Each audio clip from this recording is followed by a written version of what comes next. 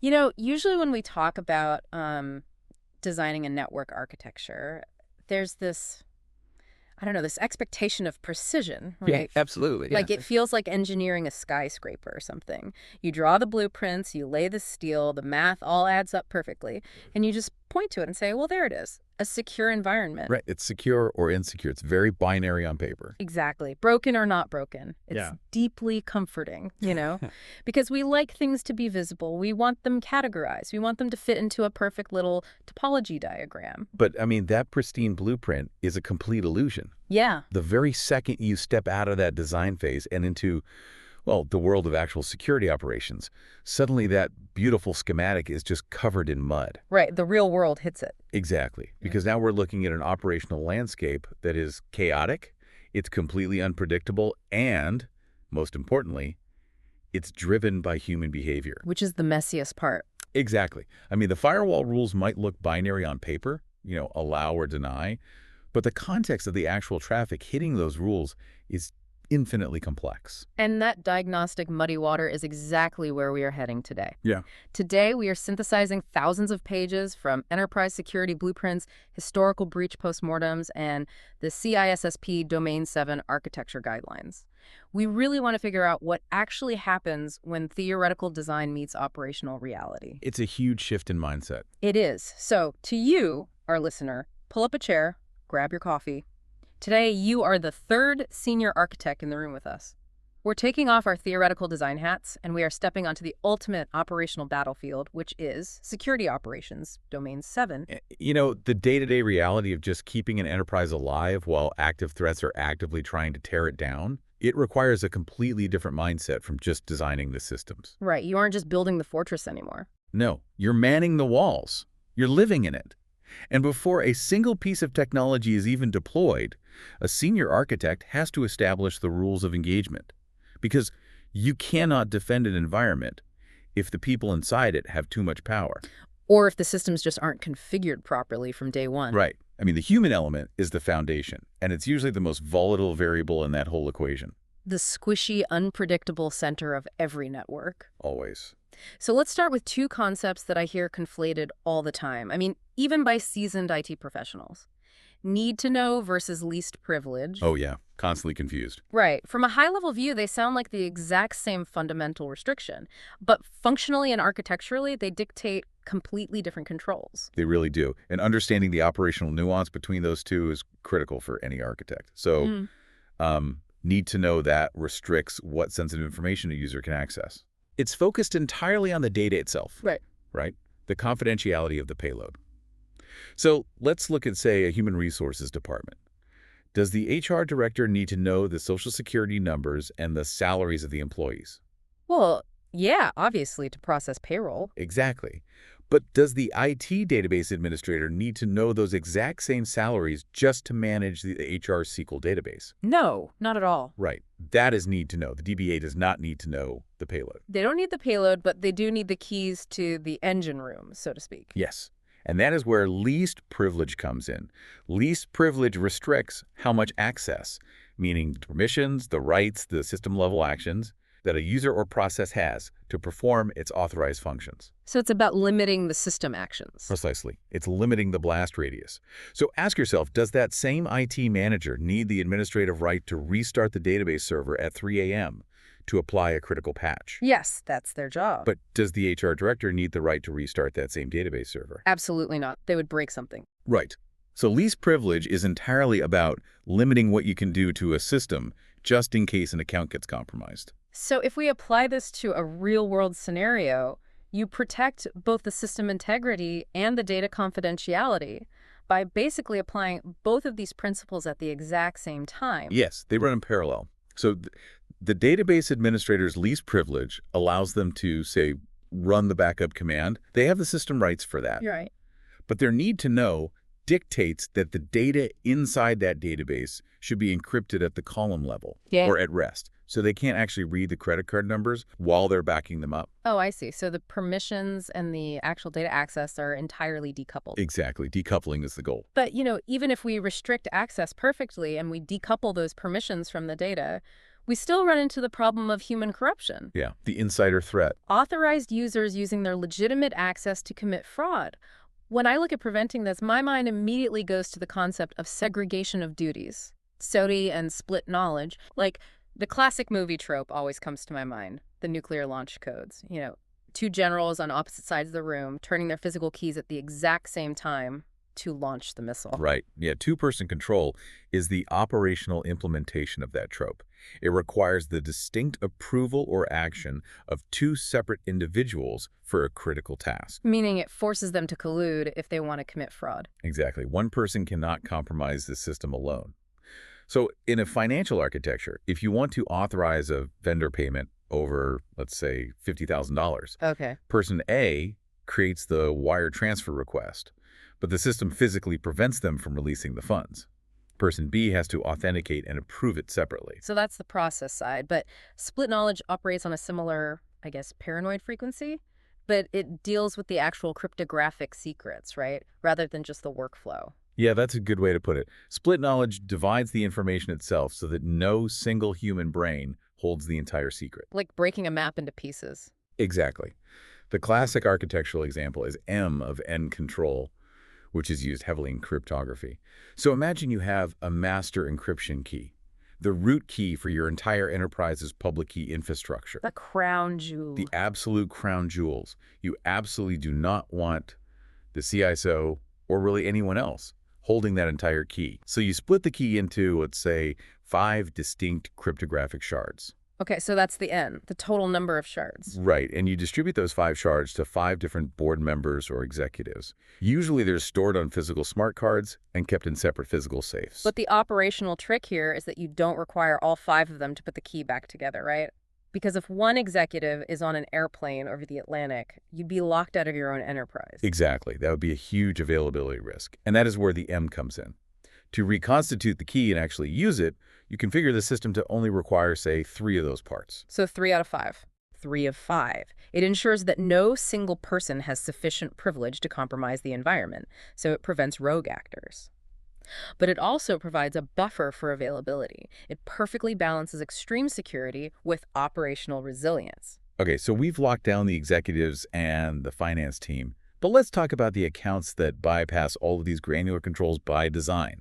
The God mode accounts. Oh, the scariest accounts on the network? Yeah. In a Windows environment, this is your enterprise admin or your domain admin. In Linux and Unix, it's the root account or of just a very dangerously broad sudoers configuration. Right. Managing these is an absolute nightmare because they literally hold the keys to the kingdom. If malware gets a hold of a domain admin hash, the entire network is earned, just instantly. It's game over, which is why a privileged account management architecture, or PAM, is absolutely non-negotiable for modern security operations. You have to have it to handle that threat. You do. A PAM solution is essentially a highly secured, heavily audited vault for your administrative credentials. Yeah. So instead of a database admin logging into a server directly using a root password they've, memorized or saved in their browser. Which happens all the time. All the time. But with PAM, the architecture changes. The admin logs into the PAM solution first, using multi-factor authentication. Then they request access to a specific server for a very specific window of time. And then the PAM system brokers the connection. The admin never even sees the password for that server. Right? Exactly. Or, in some setups, the PAM system checks out a temporary password to them. But the millisecond the admin logs off, the PAM system reaches out to the server and rotates that password to a new, complex 30-character string. Wow. Plus, it is recording the session. Like video recording. Yeah, video recording, keystroke logging. Right. Every mouse click is logged. So if the admin drops a malicious script on the server, you have immutable proof. Okay, so that immutable proof is totally necessary, but we also have to look at the life cycle of the administrators themselves, which brings us to this operational control of job rotation. Right. Now, let me push back on this, just putting on my senior architect hat for a second. Go for it. We have PAM, we have segregation of duties, we have two-person control. Yeah. But then we introduce job rotation as a core security control. We literally force people to switch roles every few months or years. Yeah. From an operational efficiency and a risk perspective, doesn't rotating people constantly introduce more danger? I mean, if I move a senior engineer from the network routing team over to the database architecture team, they are suddenly on a massive learning curve. They are. So aren't they significantly more likely to accidentally misconfigure a core router or drop a production table just because they're inexperienced in that specific seat? It's a really valid point, and honestly, the tension between operational efficiency and security is the core struggle of any CISO. Yes, there is a tangible learning curve risk. A misconfiguration might happen. However, you have to look at the compounding technical debt and the hidden risks of static personnel. What do you mean by static personnel risks? Well, first, job rotation provides forced peer review. When a new person takes over a role, they look at the existing configurations with fresh, uncompromised eyes. They look at a setting and ask, wait, why is this firewall rule open to the entire internet? Right. Often they uncover legacy mistakes, shadow IT, or dangerous workarounds that the previous person was totally blind to, just because they had become institutionalized. The classic, well, we've always done it this way, syndrome that hides massive vulnerability. Exactly. Furthermore, it is one of the most effective fraud detection mechanisms in existence. Because they can't hide it anymore. Exactly. If an insider is skimming fractions of a cent off financial transactions, or if a rogue admin has hidden a persistent backdoor in the virtualization cluster, they have to constantly manage and stroke that process to keep it hidden from the auditing tools. Right. The very moment you rotate them out and someone else takes their seat, the anomaly is exposed. So, the temporary risk of a learning curve misconfiguration is an acceptable trade-off. It avoids the permanent, catastrophic risk of long-term undetected fraud or building a single point of human failure. And I suppose it forces documentation, too. If you know you have to hand your job over in 6 months, you can't just keep the network topology mapped out exclusively in your head. Exactly. It forces maturity.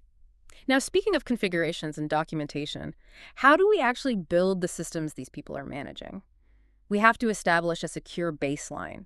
Because, I mean, taking a server out of the box, throwing an OS on it, and plugging it into the enterprise network is just operational suicide. Oh, 100%. Yeah. The secure lifecycle always starts with a baseline. Right. A baseline is the minimal, mandatory set of security controls and configurations for any piece of hardware or software. It is your gold standard image. So we transition into provisioning, where you take a copy of your approved secure baseline, say a heavily hardened Windows Server 2022 image, and you deploy that into the virtual environment. But the hardening process is what creates that baseline in the first place, right? Exactly. Hardening is basically just stripping away the excess attack surface. You're disabling all unused services, closing unnecessary logical ports, removing the default applications that ship with the OS but aren't actually needed for the business function. And changing default passwords. Yes. Absolutely. Changing or disabling default vendor passwords. I mean, if a web server is deployed, it shouldn't be running an FTP service or a print spooler. You cannot exploit a service that isn't actively listening on the network. Precisely. The baseline gives you a known good state. Hmm. But, of course, businesses are dynamic. Always changing. Right. Development teams need new ports opened, marketing needs new applications installed. So the mechanism to move from a current secure baseline to a future secure baseline without introducing vulnerabilities, that's change management. And this is where the wheels usually fall off in immature organizations. Oh, completely. Let's trace a scenario for you, the listener. Let's say a developer demands that we open port 8080 on the external firewall so their shiny new custom application can communicate with a third-party vendor. Happens every day. Right. If an admin just logs into the firewall and casually opens it, we have bypassed all security oversight. The formal change management process is what prevents this kind of cowboy IT. Right. It has to begin with a request for change, an RFC. Yeah. The developer submits the request, detailing exactly what they need, and then the next phase is critical, the impact assessment. The security team analyzes the RFC. Exactly. They ask, what happens if we open port 8080? Does this new application handle personally identifiable information? Does opening this port violate our PCI DSS compliance for credit card processing? What is the actual risk to the enterprise? And after the assessment, the request goes to the Change Advisory Board, the CAB, for approval or rejection. The CAB represents stakeholders from across the whole business: security, IT, legal, finance. If they approve it, then we move to build and test. You test the firewall change and the application in an isolated sandbox or a staging environment. Because you have to verify it works. Right. You verify that opening the port actually makes the app function and that it doesn't accidentally expose the internal HR database to the internet. Assuming the test is successful, you schedule the deployment. You notify the business to expect potential downtime, and you implement the change. But, and this is a huge but the most vital component of the implementation phase, is the rollback plan. Oh, the escape hatch. Exactly. If you push the firewall rule to production and suddenly the entire e-commerce site crashes because of some weird routing conflict, Yeah.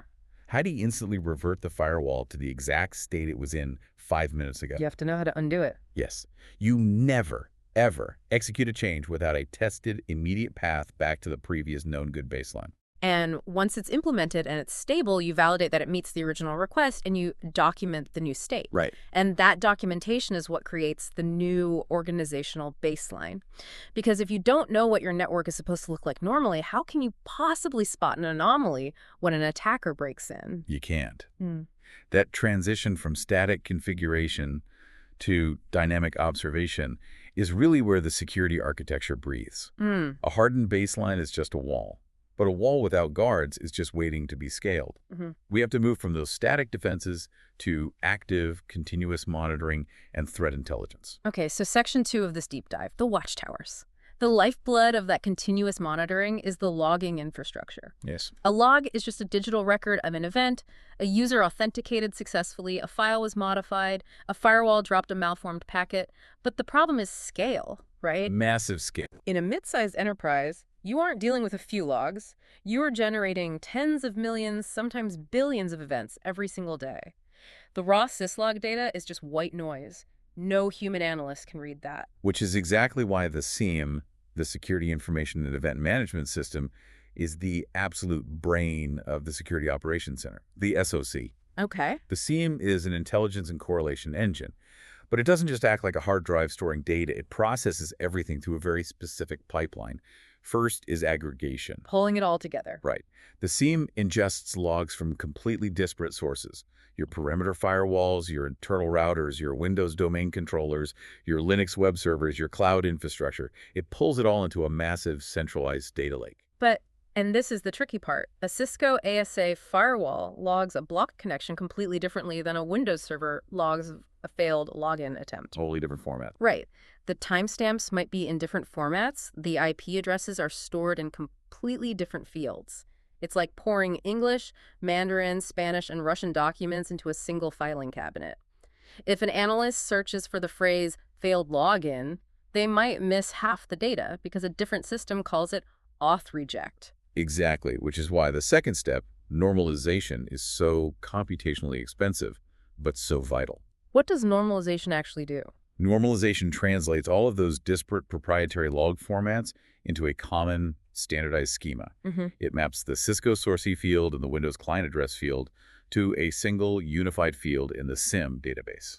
Okay, so everyone is finally speaking the same language. Right, and once everything is speaking the same language, the SIEM can perform the third step, correlation. And correlation is where the actual security value is generated. Yes. Correlation evaluates these disparate events across the entire network and links them together based on mathematical rules or thresholds. Like if a user mistypes their password once on their laptop, the SIEM ignores it. Sure, happens all the time. But if the SIEM correlates a failed login on an external VPN gateway, followed immediately by a successful login on an internal database, followed by a massive data read request, and all of this originates from the same external IP address.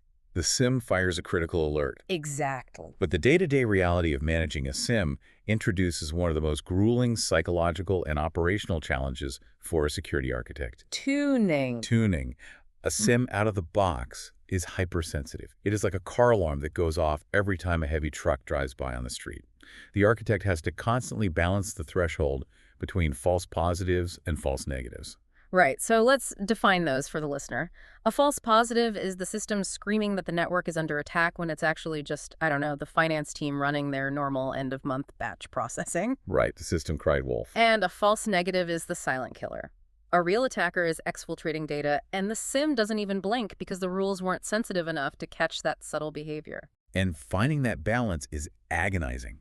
If you tune the SIEM to be too sensitive, your SOC analysts are just flooded with thousands of false positives of shift. Which leads to alert fatigue. Exactly. Human beings cannot sustain a state of high alert indefinitely. They become desensitized.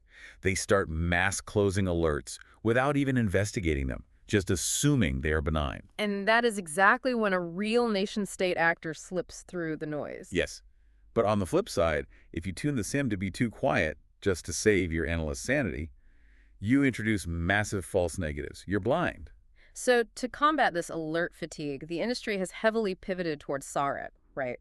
Security orchestration, automation, and response. Yeah, SAR is a lifesaver. SODAR platforms ingest the alerts from the SIEM and automatically execute the first few steps of the investigation or response.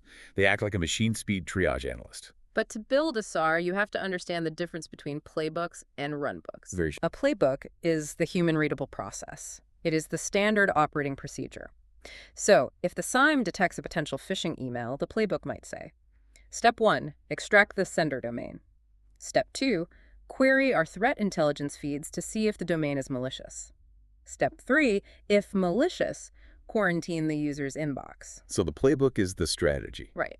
And the runbook is the tactical execution. Yes, the runbook is the actual Python script or the API call that the SOR platform executes to automatically query VirusTotal and then automatically issue the Exchange server command to quarantine the inbox. Completely without human intervention. Exactly. The analyst only gets involved if the automation hits a threshold it can't resolve. Okay, so we're automating the response, but we also have to automate the depth of our visibility because SIEMs primarily look at logs, and logs can be spoofed or deleted by a sophisticated attacker. Oh, easily. So we must also inspect the actual network traffic, particularly focusing on egress monitoring. We spend, millions of dollars building walls to keep external threats out, but data exfiltration, the act of stealing the data and pulling it out of the network, that's the ultimate objective of a breach. Egress monitoring watches the data leaving the environment. Right.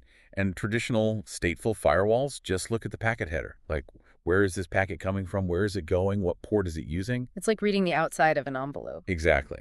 It provides zero context about the data inside. Egress monitoring requires deep packet inspection, or DPI.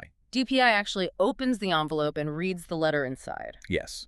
It inspects the payload at the application layer. Now, DPI is mathematically intense because it often requires decrypting outbound SSL or TLS traffic, inspecting it, and then re-encrypting it before sending it out to the internet. But it's necessary. It's absolutely necessary to identify if a compromised internal host is, say, trying to send a compressed database dump out to a foreign IP address over an encrypted tunnel. Or to detect steganography. Right. Where an insider might try to smuggle proprietary source code out of the building by hiding the text data within the pixel data of an innocent-looking JPEG image. But, even deep packet inspection struggles if the attacker has compromised legitimate credentials and is just using authorized tools to slowly access data. The traffic looks perfectly normal. The logs look perfectly normal. And this is where the architecture integrates User and Entity Behavior Analytics, UEB. Right, moving beyond static signatures. Exactly. We are abandoning static signature-based detection and moving into the realm of behavioral baselining. UEB establishes a unique baseline of what constitutes normal behavior for every specific user and service account in the enterprise. So, it looks at the time of day they log in, the geographic locations they authenticate from, the volume of data they typically download. And the specific servers they normally interact with. Right. So let's use an example. Let's say Bob from accounting logs in from Chicago Monday through Friday between 9 a.m. and 5 p.m., and he primarily accesses financial spreadsheets on the local file share. That is Bob's mathematical baseline. Right. So if an attacker steals Bob's password and suddenly Bob's account authenticates from a VPN exit node in Eastern Europe at 3 a.m. on a Sunday. Big red flag. And immediately attempts to access the engineering source code repository, an area Bob has never visited in his 5-year tenure, the UEB engine flags a massive behavioral anomaly. Even though the password was 100% correct. Exactly. The log shows a successful login. But the behavior is completely foreign. The system triggers an alert based purely on the deviation. And the underlying engines powering UEBA and modern threat detection heavily rely on artificial intelligence and machine learning, which, let's be honest, are terms that are constantly abused by marketing departments. Oh, next-gen AI, blockchain, cyber defense. It's exhausting. It really is. But for a security architect, the technical distinction between ML and AI dictates how you deploy them and what risks you accept. So break that down. Well, machine learning, or ML, is fundamentally supervised. It relies on human-provided rules, massive labeled data sets, and predefined feature engineering. We feed the ML algorithm millions of examples of known malware and millions of examples of benign software. So it learns the difference. Right. The ML model learns the mathematical distinction between the two and becomes incredibly efficient at spotting deviations from that specific human-defined baseline. But it requires a massive amount of historical training data. Whereas artificial intelligence, particularly unsupervised deep learning, operates differently. An AI system isn't necessarily trained on a massive external data set of known bads. Right. Instead, you drop the AI appliance into your enterprise network, and it simply observes the raw traffic. It builds its own baseline organically just by watching how your specific network operates. It uses neural networks to identify hidden patterns and clusters of behavior without a human ever telling it what to look for. It creates a bespoke understanding of your unique environment. But, okay, here is the architectural paradox, and frankly, something that terrifies me about deploying unsupervised AI. Let's hear it. Let's say I purchase a multi-million-dollar AI behavioral engine. It relies entirely on creating its own pipeline just by watching my network traffic for 30 days. Okay. What happens if I drop this AI into a network that is already silently compromised? An environment where an advanced persistent threat, an APT, has been quietly beaconing out and siphoning data once a week for the last 6 months. Doesn't the AI simply learn that the attacker's command and control beaconing is just a normal part of my business operations? Yes, that is the ultimate Achilles heel of unsupervised AI. It's known as training data poisoning or a polluted baseline. If the environment is already compromised, the AI will completely internalize the malicious activity as normal. Why? We'll assume that your internal HR server reaching out to an unknown IP in a hostile nation state every Sunday at midnight is just, I don't know, a scheduled backup job. Because it lacks context. Exactly. It lacks the broader context of human geopolitics and business logic, which is exactly why AI cannot operate in a vacuum. A human analyst has the contextual intelligence to look at that log and say, wait, why is our HR server communicating with a server known to be associated with state-sponsored hackers? And the human relies on threat intelligence for that. Precisely.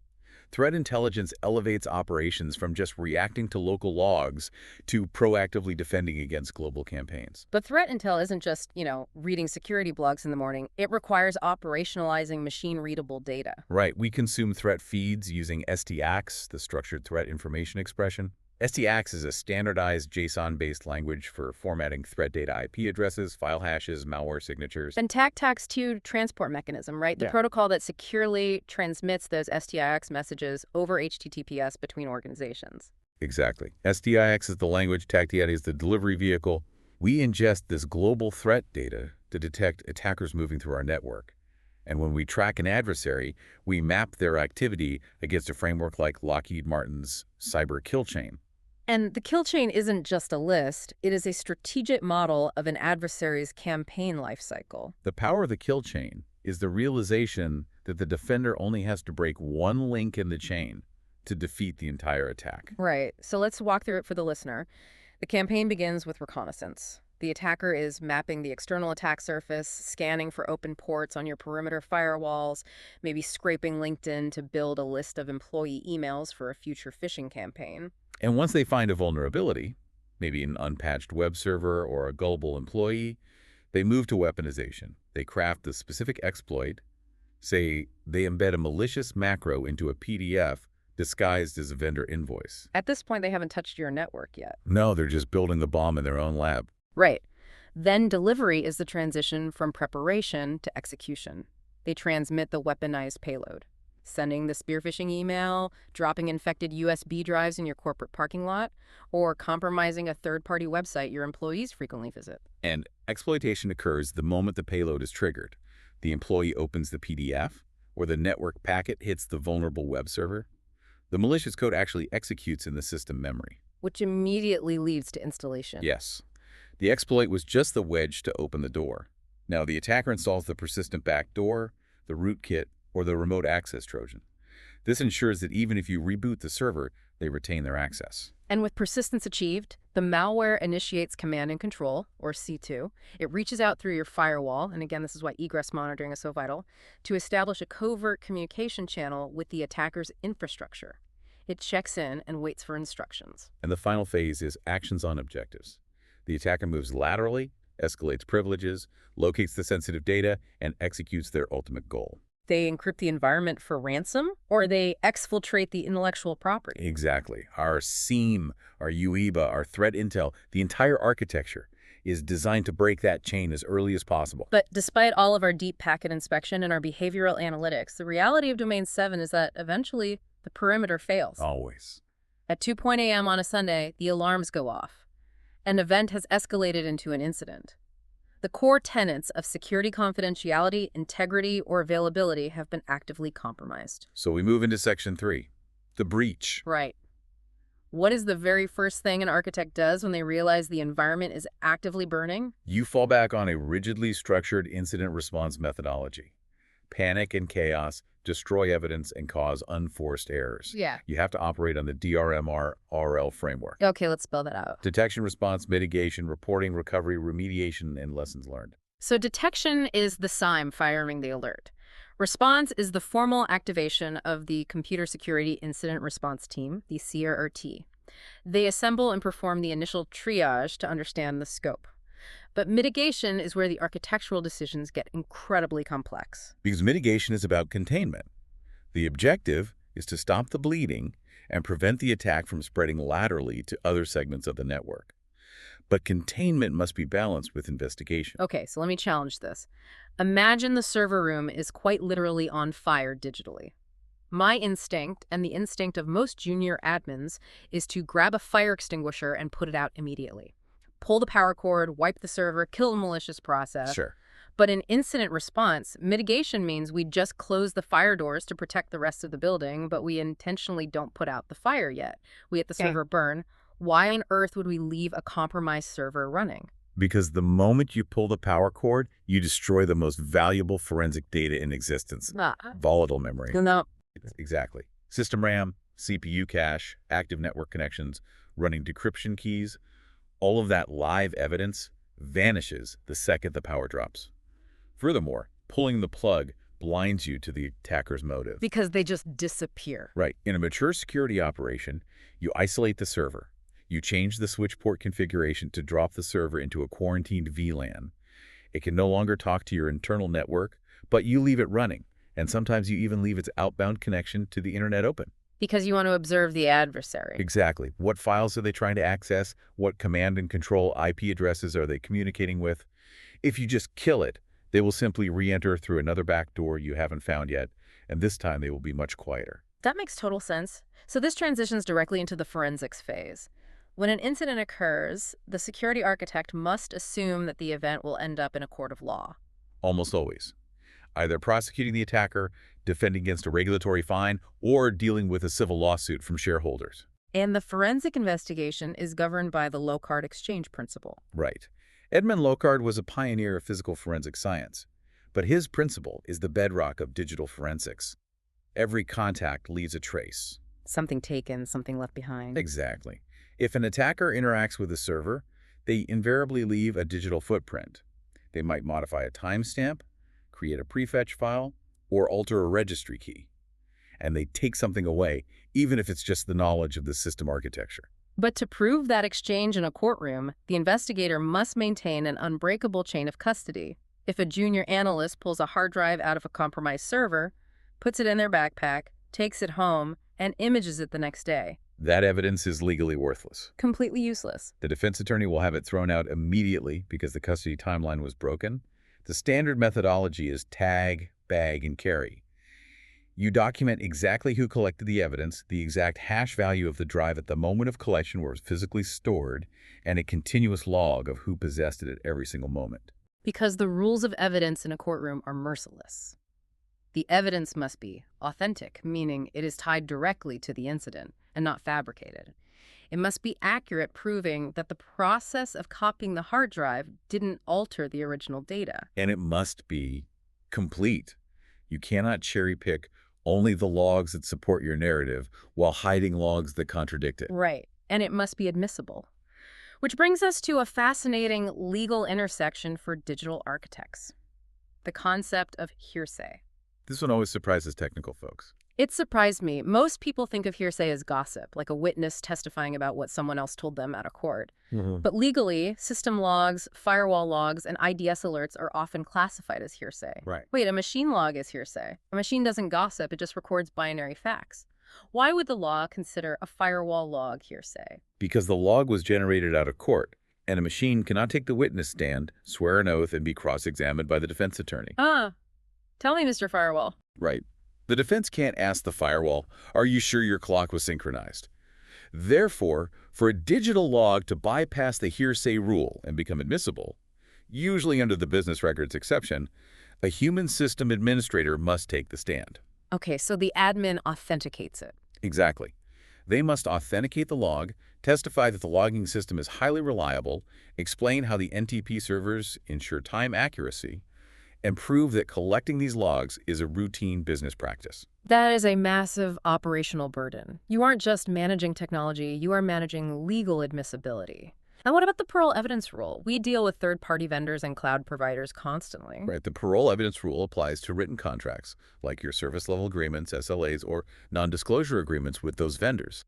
It states that if a finalized written agreement exists, you cannot introduce outside oral evidence like an email or a verbal promise made by a sales rep that contradicts the explicit terms of the written document. So if the written SLA says the vendor takes zero responsibility for data loss, you can't testify that the salesman promised they would back everything up on a handshake. Exactly. The written document is the final word. Now, when you are dealing with all of this digital evidence, especially in a massive corporate lawsuit or a regulatory investigation, you are going to be dragged into e-discovery, the Electronic Discovery Reference Model, the EDRM. Oh, e-discovery is brutal. This isn't just finding a file. This is a grueling, multi-month process of producing data for litigation. It starts long before the lawsuit with information governance, like, do you have a secure architecture that manages data retention and deletion policies legally? And then when a lawsuit actually hits, you move to identification of potentially relevant data across thousands of endpoints.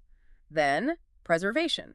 You issue a legal hold, completely freezing the automated deletion of emails and backups so data isn't destroyed. Which destroys your storage capacity planning, by the way. Suddenly you have to hold on to terabytes of data indefinitely. Because you're legally forbidden from deleting it. Exactly. Then you collect the data using forensically sound methods. You process it to remove exact duplicates and unreadable files. You review the remaining data, usually with very expensive legal teams, to separate what is relevant to the case and what is protected by attorney-client privilege. Then you analyze the data for context and patterns. And finally, you handle the production of the data to the opposing counsel in an agreed-upon format and the presentation of that data in the courtroom. It's a massive life cycle. It is. So let's step back into the DRM-RRRL incident response framework. We mitigated the threat by isolating the server, we reported the incident, and we carefully collected the forensics. Now we hit recovery. Right. We restore the isolated systems from our clean backups and bring them back online. Then remediation. This is crucial.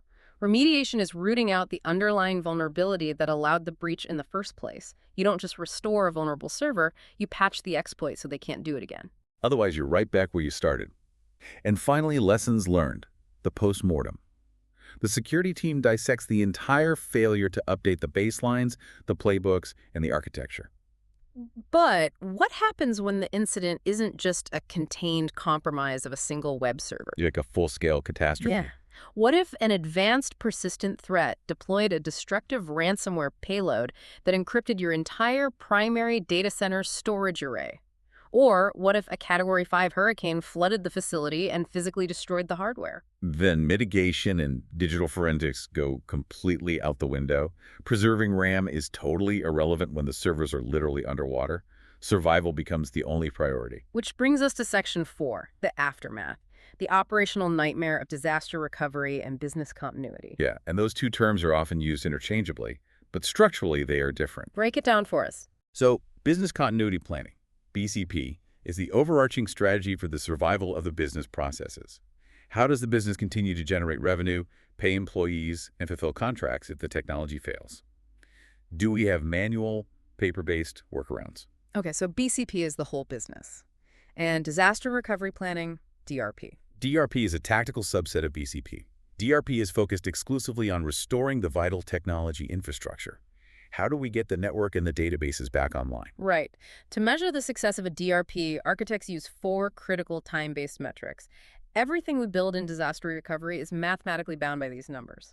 Let's start with the data loss metric, RPO, the recovery point objective. So RPO looks backward in time from the exact moment the disaster strikes. It defines your organization's maximum tolerable data loss. Okay. If your database RPO is 4 hours, it dictates your architectural backup strategy.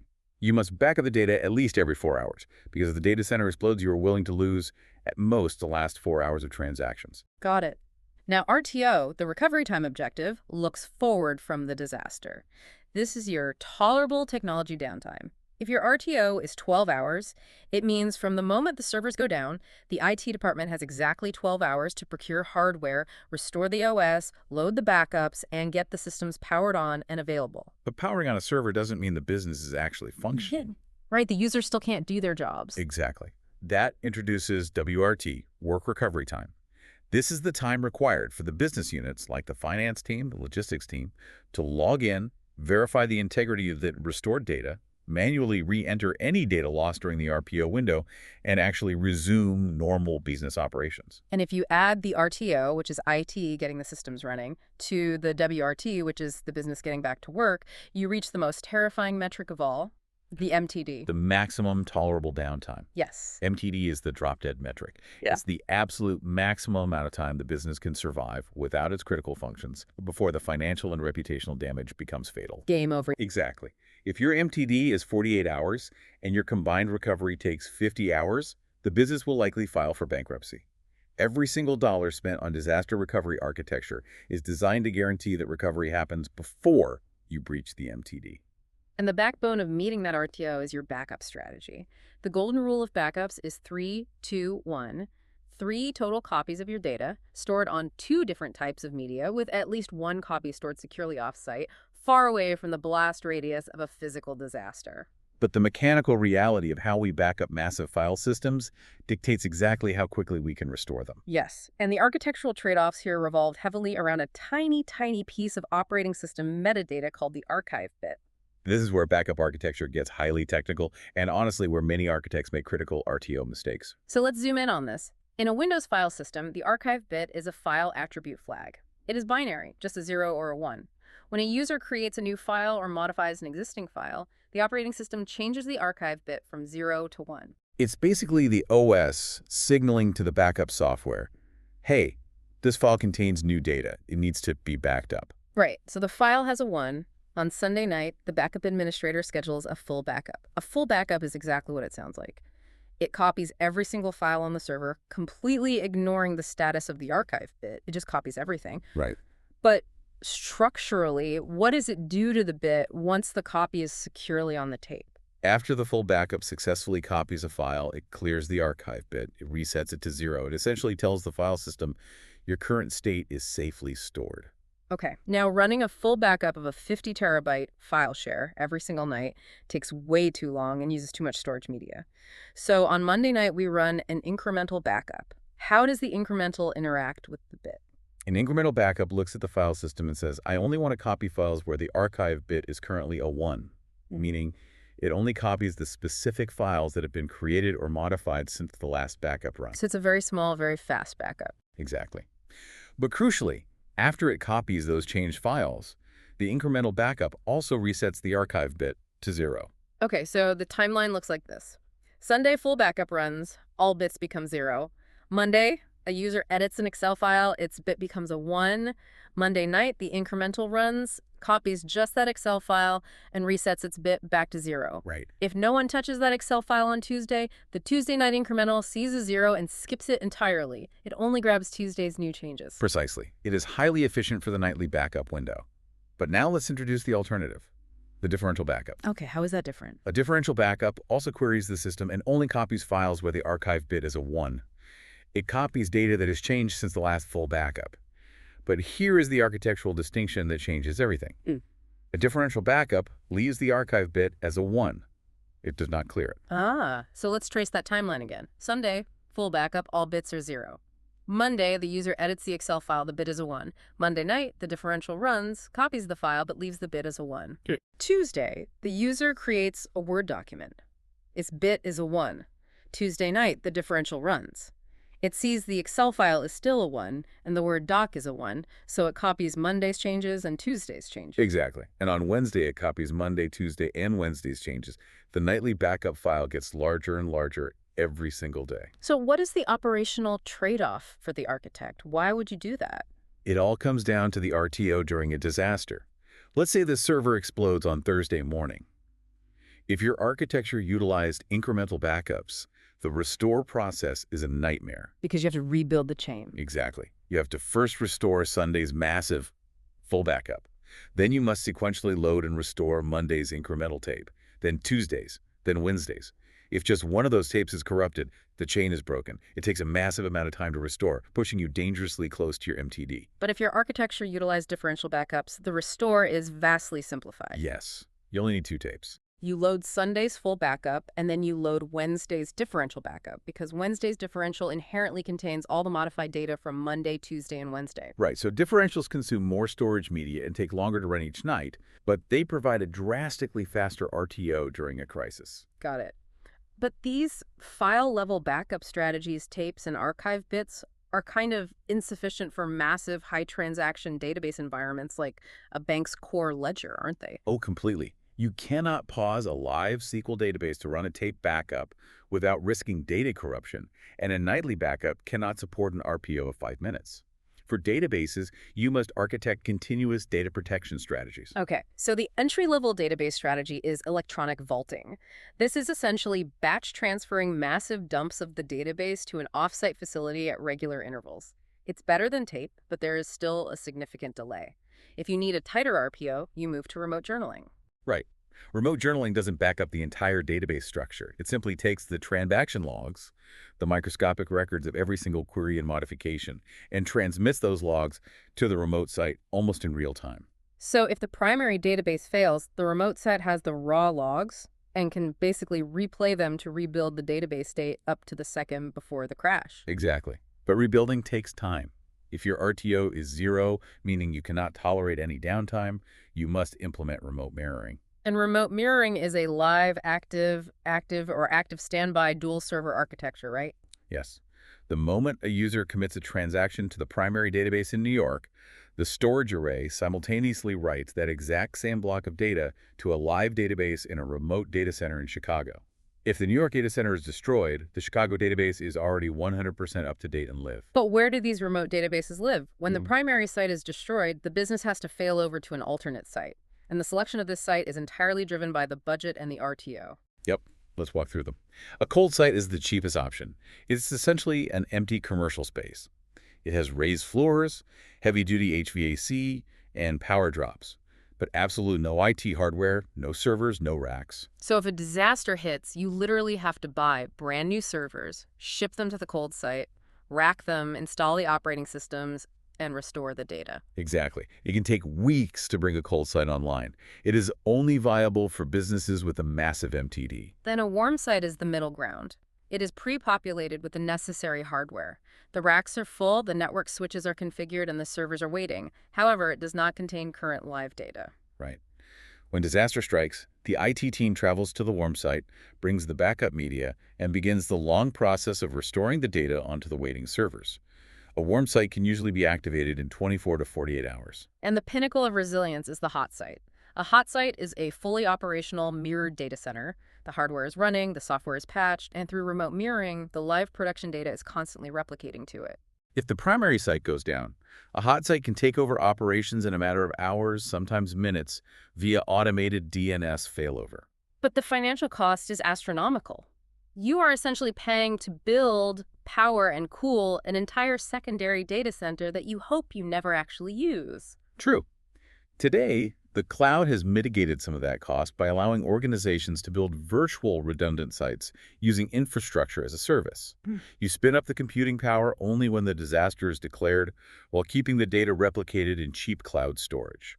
But regardless of whether you use a cold site or a multi-million-dollar hot site, having a written disaster recovery plan is basically meaningless. A plan that has never been tested is just a dangerous hypothesis. It's useless until you test it. We have to test the DRP, and the testing progresses in complexity and risk. You start simple with a read-through. You hand the 300-page DRP binder to the department heads and ask them to read it and flag any obvious errors. Then you escalate to a tabletop exercise. You gather the leadership in a conference room, you invent a scenario, a tornado just destroyed the building, and you talk through the response step by step. Then a walkthrough takes it out of the conference room. It is a procedural check. You physically verify the logistics. Do the people know the driving route to the warm site? Does the master key actually open the door to the backup generator? Then we get to the disruptive tests. A simulation test involves actually impacting operations in a limited scope, like intentionally shutting down a non-critical internal application just to see if the junior admins can follow the runbook to restore it. A parallel test is massive. You physically relocate the recovery staff to the alternate site. They power up the systems, load the data, and run the business processes at the backup site.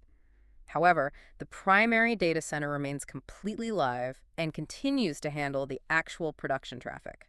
You are just verifying the alternate site can handle the load. And finally, the ultimate operational crucible, the full interruption test. Okay, listener, I want you to mentally place yourself in this scenario. You are the Chief Information Security Officer for a massive enterprise. You have spent millions building a state-of-the-art hot site. You want to run a full interruption test. Gulp.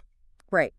That means on a Saturday night, you are going to walk into your primary revenue-generating data center and you are going to intentionally pull the main power breaker. You are going to shut the entire business down in the dark to prove that the hot site can automatically take over. It's terrifying. You take this plan to the CEO. The CEO looks at you and says, "Are you out of your mind?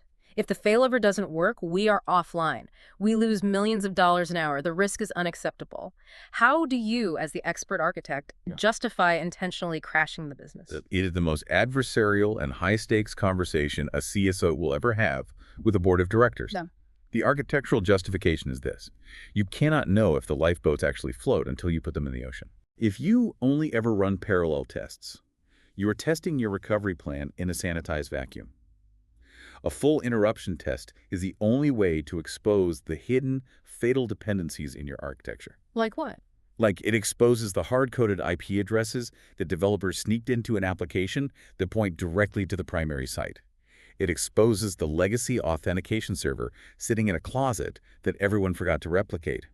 If you don't do this test, those hidden dependencies will absolutely paralyze the company during a real crisis. So a controlled failure beats a catastrophic surprise every single time. You must convince the CEO to accept a controlled, heavily monitored, planned outage today with all the engineers standing by to guarantee the survival of the business during a chaotic, uncontrolled catastrophe tomorrow. Okay, so imagine we survived the disaster. We failed over to the hot site. The business survived, we rebuilt the primary, and we learned our painful lessons. Now, returning to peacetime, we need to rebuild the arsenal. Section 5. The technical and physical preventative measures.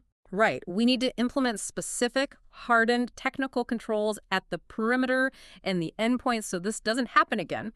Let's start with the foundational perimeter defense. Firewalls.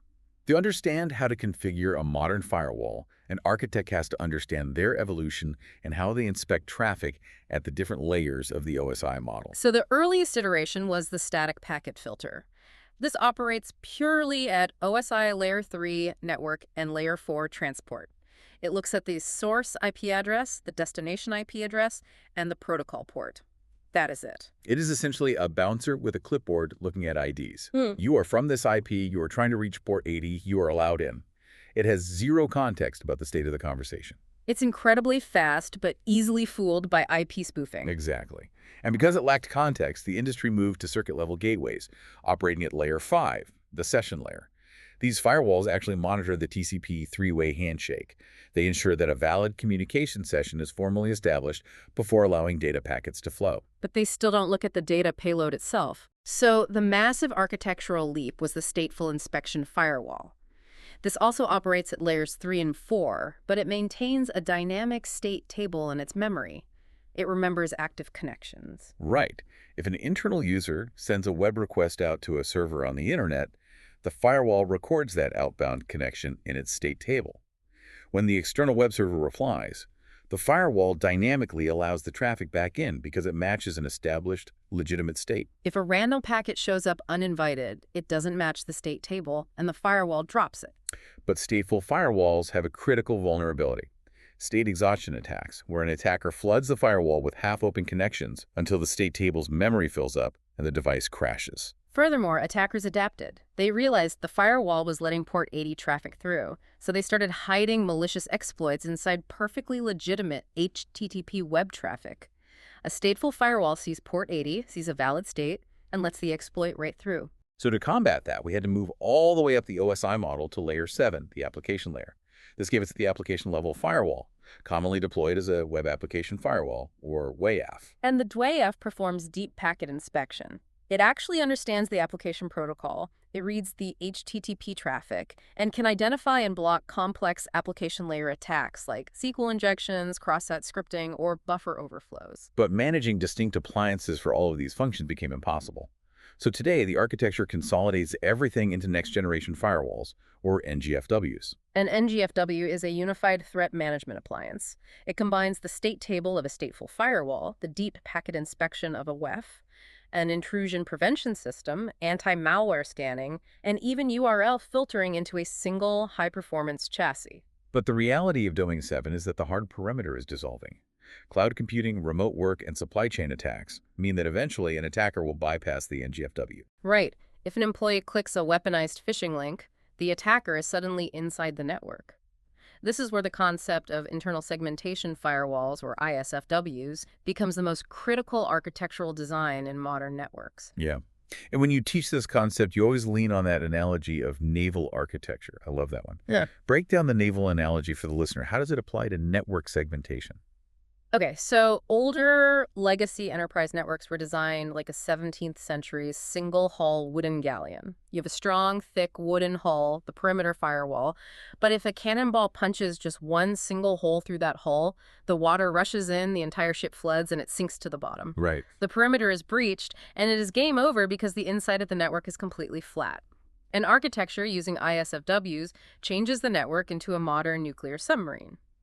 A submarine is divided into dozens of isolated compartments, separated by massive, watertight steel bulkheads. If a torpedo breaches the hull in the forward torpedo room, the water violently rushes in, but the crew immediately seals the bulkheads.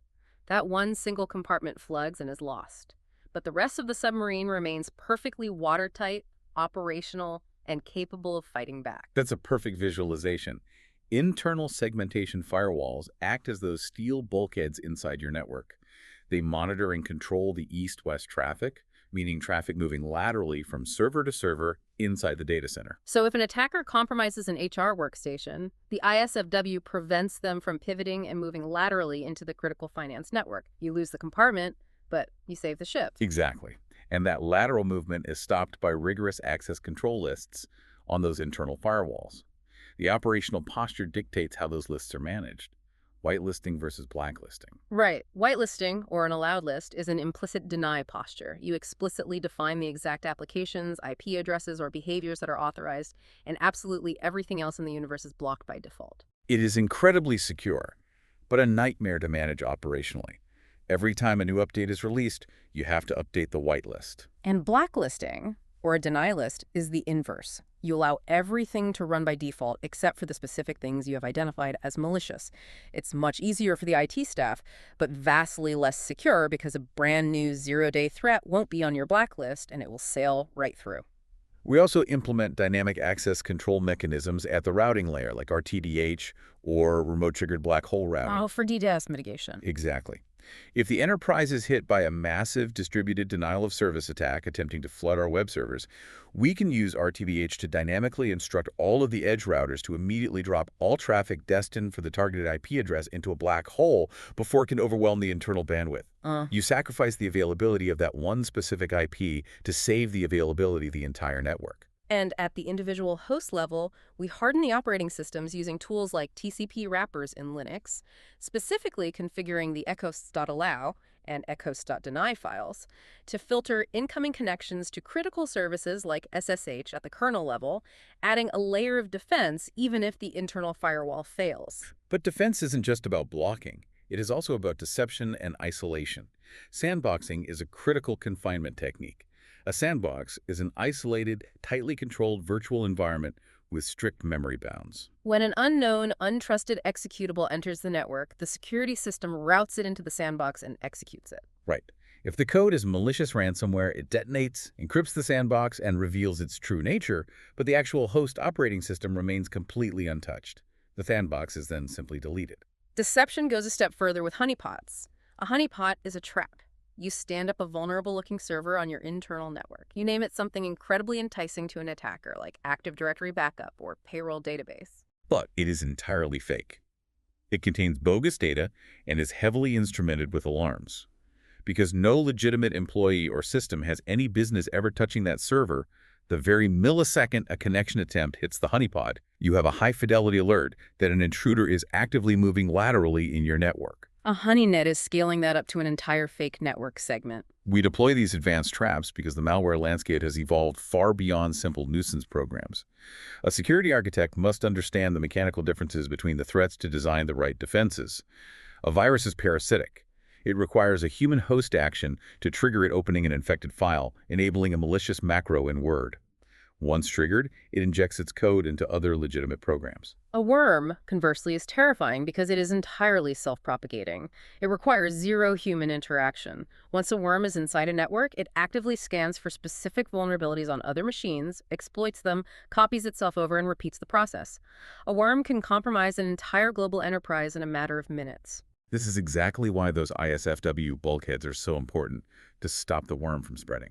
A Trojan horse relies on social engineering. It hides a malicious payload inside a seemingly desirable or benign program, like a free utility or a pirated software download.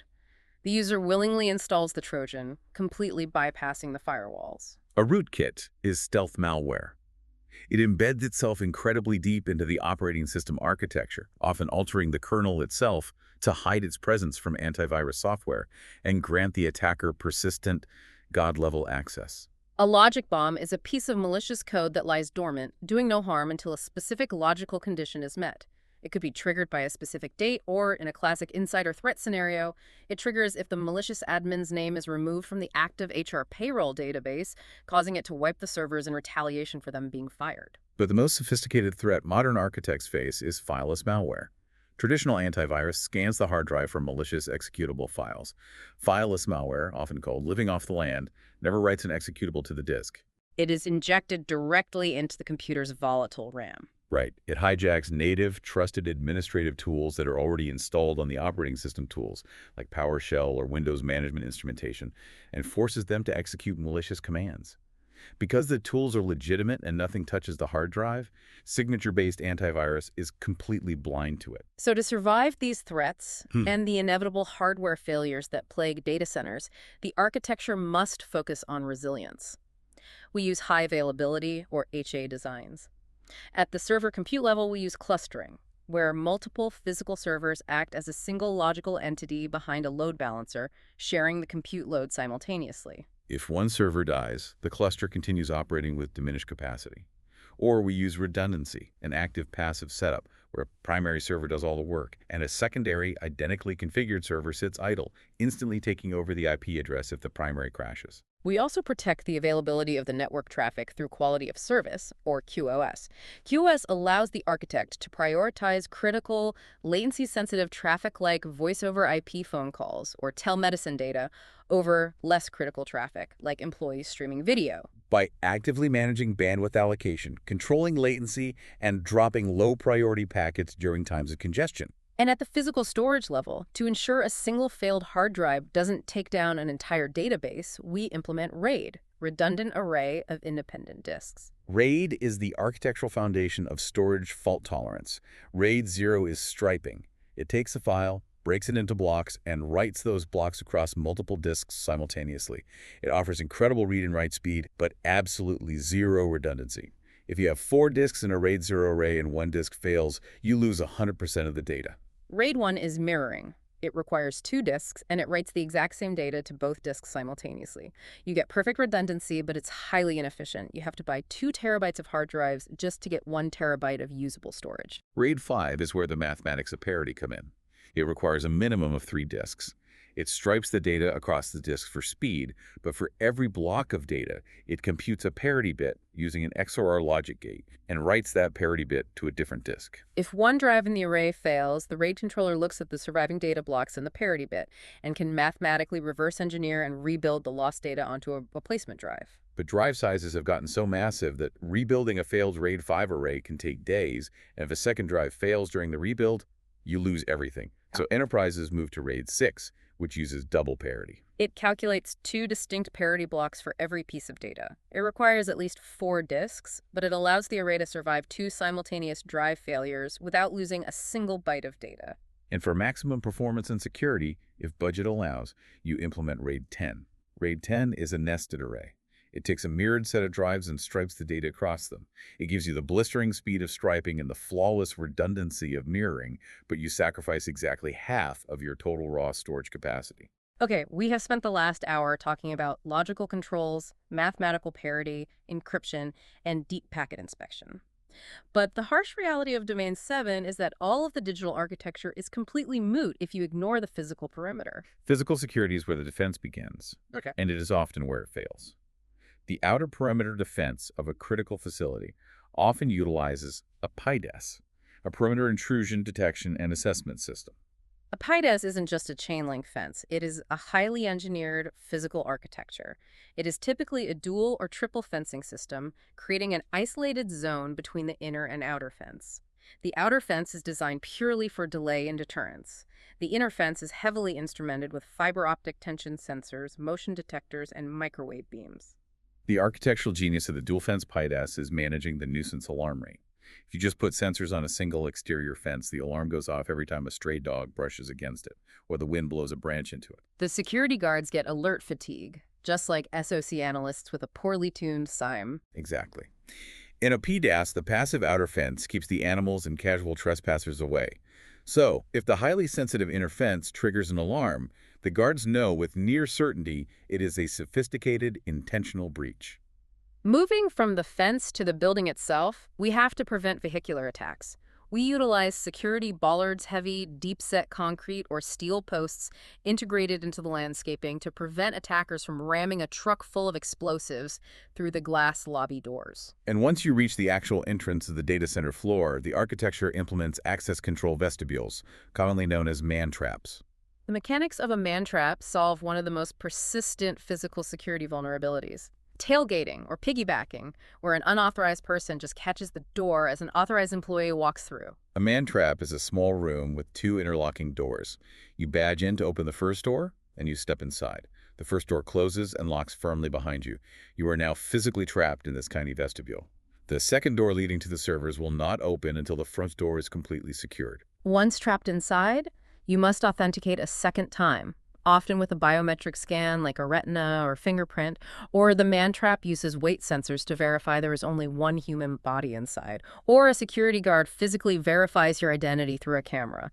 Only then does the second door open. It completely isolates the individual and forces absolute authentication. All of these controls we've discussed today, the next-generation firewalls parsing payloads, the RAID 6 arrays calculating double parity, the PDOS fencing mitigating nuisance alarms, the man-traps enforcing biometric isolation, they are formidable. They represent the absolute pinnacle of enterprise security architecture. They do. They represent millions of dollars in investment and thousands of hours of architectural design. It is the complete life cycle of security operations. We built the baseline, monitored the traffic, survived the breach, navigated the courtroom, recovered from the ashes of a disaster, and fortified the perimeter. But as we close this deep dive, I want to pivot back to where we started. I want to leave the listener with a chilling operational reality check based heavily on the personnel safety section of our source material. Let's hear it. Bring us back to the mud. You can design the perfect network topology blueprint. You can build the most advanced UTM-enabled next-gen firewall. You can deploy flawless, behaviorally tuned AI analytics. You can spend $15 million a year maintaining a fully redundant hot site with remote mirroring and surround your data center with a triple-layered PIDAS fence and armed guards. All of that.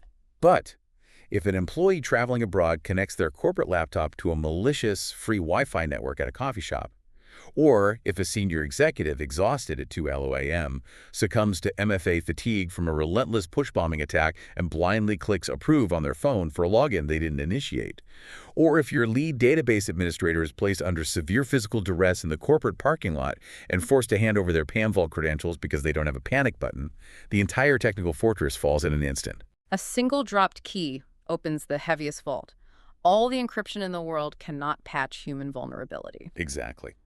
The ultimate vulnerability in security operations, the most critical flaw in Domain 7, isn't a zero-day exploit in the firewall code. It is the human sitting at the keyboard.